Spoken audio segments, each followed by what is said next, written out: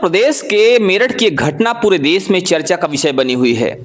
दरअसल रूबी नाम की एक लड़की के अपहरण का आरोप एक लड़के पर लगा था। मामला दलित और सवर्ण का है, जिस वजह से ये मामला काफी ज्यादा तूल पकड़ता हुआ दिखाई दे रहा है।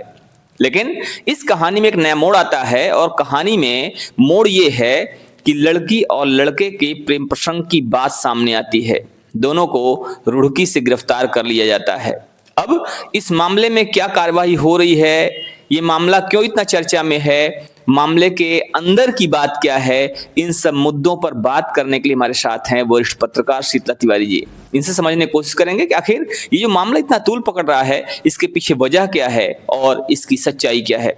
तिवारी जी क्या कहते हैं, ये मामला इतना ज्यादा तूल पकड़ रहा है और इस मामले को लेकर इतना ज्यादा चर्चा हो रही है, पूरे देश में ये मामला इस समय चर्चा का विषय बना हुआ है, क्या कहेंगे इस पे? सबसे पहले हमारे सभी दर्शकों को बहुत बहुत प्रणाम। आप समझ लीजिए कि पांडे जी ने भी जो जिक्र किया कि मेरठ का मामला को लेकर के, तो आप समझिए कि मेरठ का मामला इतना हाईलाइटेड और चर्चित मामला इसलिए हुआ कि मामला दलित और राजपूत ठाकुर का हुआ। आप यह समझ लीजिए पांडे जी कि यह जो है गांव के ही पारस नाम का एक व्यक्ति है, पारस सोम, तो वह राजपूत से ये लोग आते हैं। तो पारस सोम जो है वह कंपाउंडर था, यानी मेडिकल का जो है कार्य करता था, वह कंपाउंडर था। उसका संपर्क जो है लड़की से 2.5-3 साल मान के चलिए, 2.5-3 साल से उसका संपर्क था। अब इस चक्कर में जो है अचानक लड़की माँ के साथ जो है वह खेत जा रही थी, रास्ते में कहा सुनी हुआ और उसके बाद जो है यह लोग लड़की को लेकर के भागे और माँ को चोट आई, हॉस्पिटल में ले गए। उसके बाद पता चला कि माँ की जो है मौत हो गई।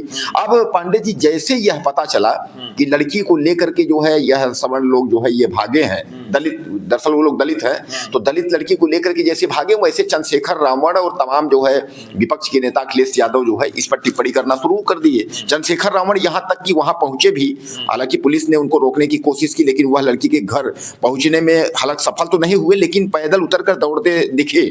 अब उसके बाद पांडे जी ग्राम प्रधान विधायक जो हैं अतुल प्रधान, वह भी वहां गए और समझाने के लिए उनको ढाढ़स बढ़ाने के लिए। हालांकि उन्होंने 2 लाख रुपए दिए, लेकिन विधायक से भी कहा सुनी हुई पुलिस वालों की हुई, क्योंकि वहां काफी भीड़ भाड़ हो गया था। अब सबसे बड़ा सवाल यह था कि उन लोग कहे कि जब तक जो है लड़की नहीं मिलेगी तब तक हम लोग जो है दाह संस्कार नहीं करेंगे माँ का। इस पर लेकर के काफी जो है गहमागहमी हुई। उसके बाद प्रदेश सरकार द्वारा जो है 10 लाख रुपए का अनुदान कहा गया कि भाई 10 लाख रुपए इनको दिया जाएगा। तब जाकर के तमाम दबाव में लड़की की माँ का जो है दाह संस्कार हुआ।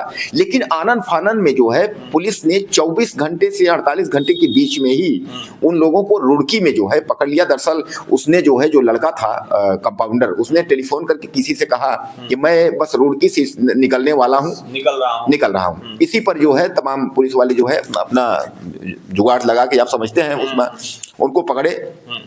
अब पांडे जी सबसे बड़ा सवाल ये है कि जब वो ये कह रहा है लड़का कि हमको बचा लीजिए, हमने हत्या नहीं की है, लड़की का ये कहना है कि माँ की किसी ने हत्या नहीं की है, हम जो है छीना झपटी में उसको जो है बलकटी लगी है। बलकटी एक तरीके से समझिए कि धारदार हथियार होता है।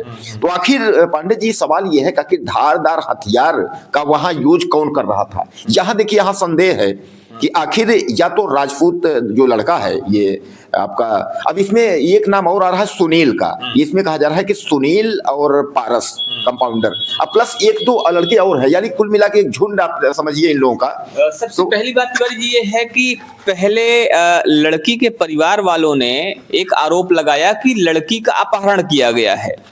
मामला दलित बनाम राजपूत था। आरोप लगाया गया कि लड़की का अपहरण कर लिया गया, दलित लड़की को अपहरित कर लिया गया है, और इसी के बाद से सारा विवाद शुरू होता है।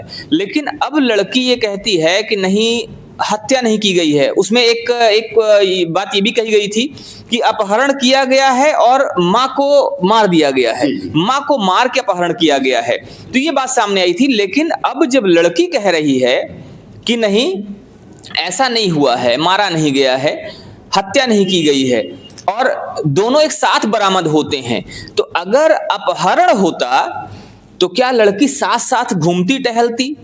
एक बड़ा प्रश्न है।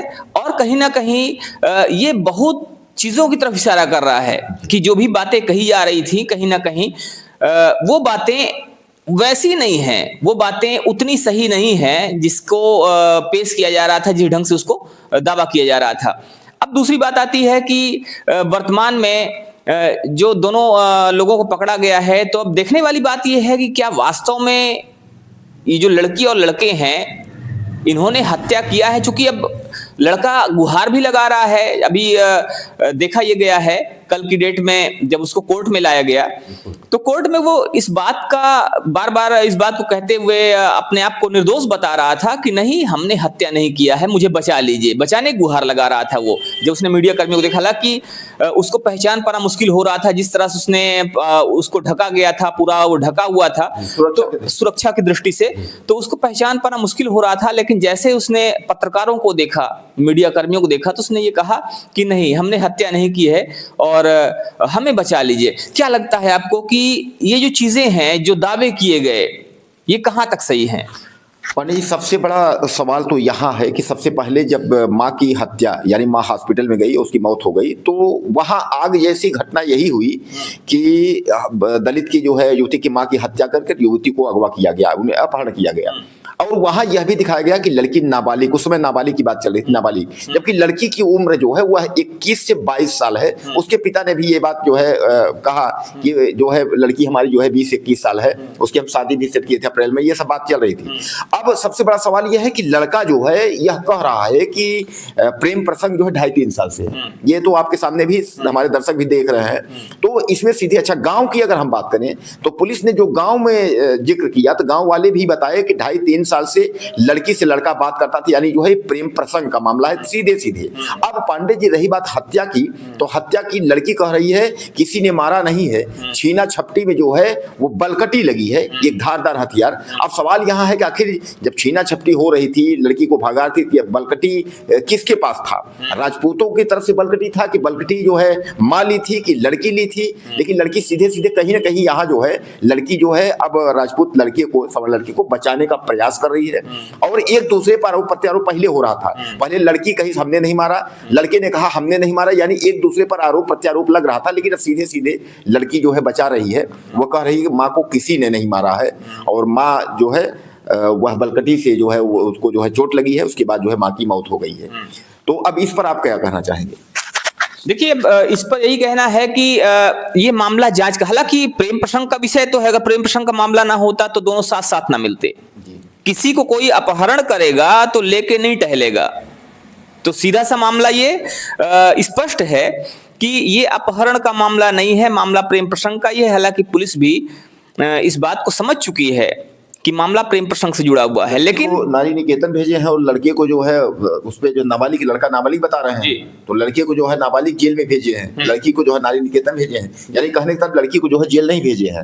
अब इस पर जो है वह कह रहे काउंसलिंग चल रहा है, इस पर क्या आगे पुलिस कार्रवाई करती है? पुलिस आगे क्या कार्रवाई करती है और क्या कुछ निकल कर सामने आता है, आगे क्या खबरें आती हैं, देखने वाली बात होगी। फिलहाल इस पर आपका क्या मानना है? इसमें दोषी कौन है? क्या लड़की और लड़का दोनों दोषी हैं या केवल कोई एक पक्ष दोषी है? इस पर आप भी अपनी राय जरूर दीजिएगा। बने रहिए हमारे साथ खबर को अपडेट के लिए। मिलते हैं फिर से, तब तक के लिए जय हिंद।